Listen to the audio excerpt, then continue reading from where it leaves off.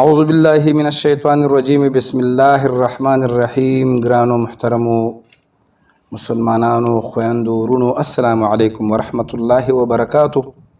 امید ده چې ټول دوستان به روغ او جوړ یي. ثنا صفت هغه ذات لره چې زمونږ خالق مالک دی، مالک د ورځې د قیامت دی، ټول کائنات نظام چلونکی دی او بیا کروڑونه درود په جناب محمد مصطفی صلی الله علیه وسلم باندې او بیا دعا د خپل مسلمانانو ورونو لپاره. الله رب العزت دی چې زموږ څومره مسلمانان ورونه دي، اوریدونکي دي، سبسکرایبرز دي، غیر سبسکرایبرز دي، الله رب العزت دی د هغوی مشکلات اسان کی. پروردگار دی د زړه ارمانونه پوره کی.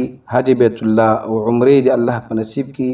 که د چا په زړه کې د محبت ارمانی الله رب العزت دی د هغې محبت پوره کړي. که د ښځې خاوند منځ کې بې اتفاقي وي الله دې هغه ختمه کړي. د چا کور کې بې اتفاقي وي هغه دې الله ختمه کړي. د چا اولاد نه وي الله دې ول اولاد ورکړي.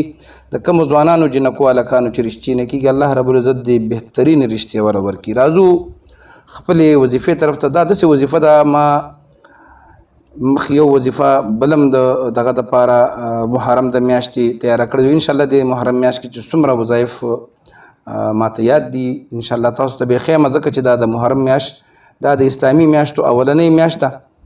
لکه اسلامي میاشت د دې د اوله میاشت ده. زموږ د انګریزي حساب د جنوري خو نه اوس اسلامي میاشت شروع شوه. نو چې په دې میاشت کې ته کوم عمل وکړي الله رب العزت به دې تر اخره پورې ټولې 12 میاشتې به دې الله رب العزت ښایسته تېروي. نو دا داسې یو عمل دی چې صرف سپوږمۍ ته کتل دي او 2 آسان کلمات ویل دي، بالکل آسان. او داسې آسان کلمات ورته ښیم چې د هر مسلمان ته ماشوم ته انشاءالله چې یاد دی.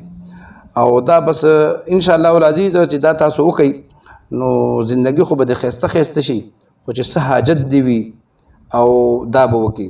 ښیم ورته 2 کلمات هغه به هم درته ښیمه او 2 صدقې دا تاسو وکئ انشاءالله العزیز. او دا چې سپوږمۍ وګورئ چت باندې ورته ودرېږئ او یا صحن کې ودرېږئ او بالکل اوداس سره.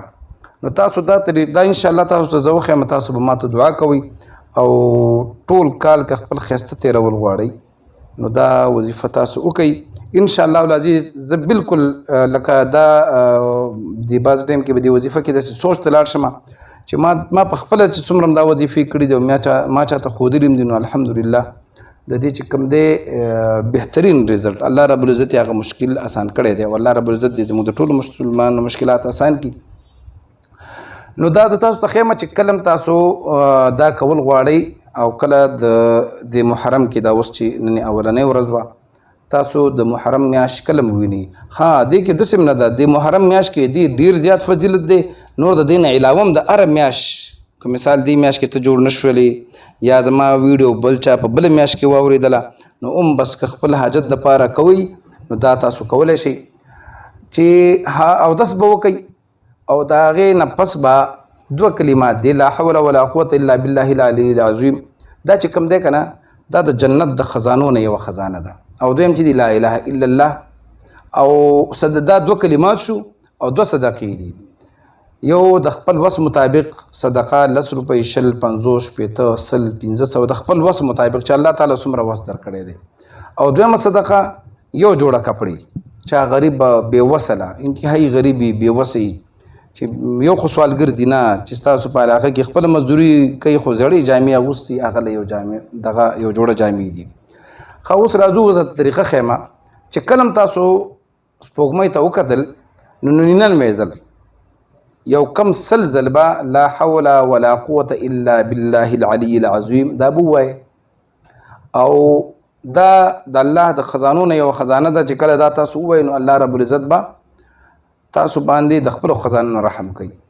او دویم به 99 ځل یو کم 100 ځل به لا اله الا الله لا اله الا الله لا اله الا الله. الله رب العزت دې کلمه کې دومره برکت ایښودی دی چې حدیث شریف کې راځي چې دا ټول ځمکې اسمانونه یو طرف ته کېښودی شي او بل طرف ته په تله کې صرف لا اله الا الله کېښودی شي نو دا لا اله الا الله به ترې دروني.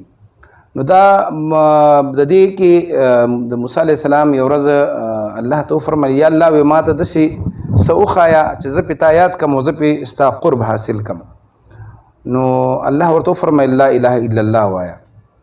بیا یې ورته وفرمیل چې الله ما ته څه کلمات وښایه چې ډېر بهترین کلمات دي او زه ستا قرب پې حاصل کړمه، ستا محبت پې حاصل کړمه. الله ورته ویل چې لا اله الا الله وایه. په درېیم ځل ویني بیا ورته الله رب العزت ویل چې لا اله الا الله وایه. بل که تاسو د لا اله الا الله ته سوچ وکئ که نه، نو دا ګوره چې لا اله الا الله وایي نو تاسو ورته سوچ وکئ دې کې به ستاسو شونډې نه لګېږي، شونډې به ستاسو نه لګي.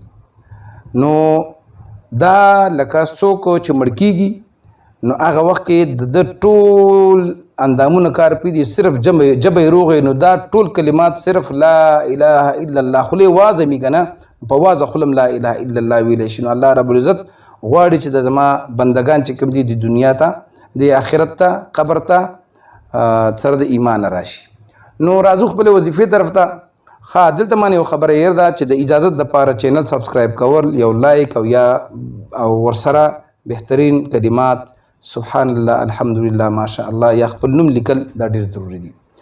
نو چې کله میاشت ویني نو 99 ځل یو کم سل به لا حول ولا قوة الا بالله وي، او یو کم سل ځل به لا اله الا الله لا اله الا الله وي، سلم ځل باندې به محمد رسول الله وي. د هغې نه پس به د دې ثواب به ټول اهل بیت آل رسول تمام مسلمین مسلمات هغې ته به دا وبخي، څومره مسلمانان چې وفات شوي دي هغې ته به وبخي، او د هغې نه پس به الله ته د خپل حاجت دپاره لاس اوچت کړي انشاءالله العزیز. دا یاد ولرئ چې ستاسو به مشکل په سکندونو کې که په ګنټو کې که په ورځو کې ډېر زر به الله حل کوي. د چا یقین وي وی کوي، د چا یقین نه وي نو بس خپله خوښه ده مې کوئ، چا باندې زور نشته. ما ته زه تاسو د وظیفې د غوښتلو نه څه غواړم، بس په ما دومره فرض و چې تاسو ته مې هغه کومه طریقه وه کومه وظیفه وه د الله کلام و هغه مې تاسو ته وښودو. خپل نوم مې ته نه دی ښودلی په دې وظیفه ستاسو په وظیفه کېدو کې هم ستاسو فایده ده، زما پکې څه فایده نشته. الله رب العزت نه دعا ده چې الله رب العزت دې زموږ د ټولو مسلمانانو مشکلات آسان کړي. د دنیا په کوم ګوټ کې چې مسلمانان دي، مسافر دي، خویندې ورونه دي، الله رب العزت دې د هغوی تمناګانې د هغې خواهشات پوره کړي، او پروردګار دې زموږ حیا او پردې وساتي. انشاءالله که ژوند وفا وکړه یو ځل به بیا ستاسو په درانه خدمت کې حاضرېږم یو بلې ویډیو سره. تر هغې پورې زموږ په دې چینل کې مو سره اوسېږئ، پښتو ټي وي 313 دې کې اوسېږئ. دا وظایف نورو ته انشاءالله ښایي د خاص د الله د رضا دپاره که ستاسو په یو شعر باندې یا د ویډیو لیږلو باندې یا په لینک لیږلو باندې د چا مشکلات آسان شو نو ټول عمر به تاسو ته دعا کوي. الله رب العزت دې د ټولو مسلمانانو حیا او پردې وساتي.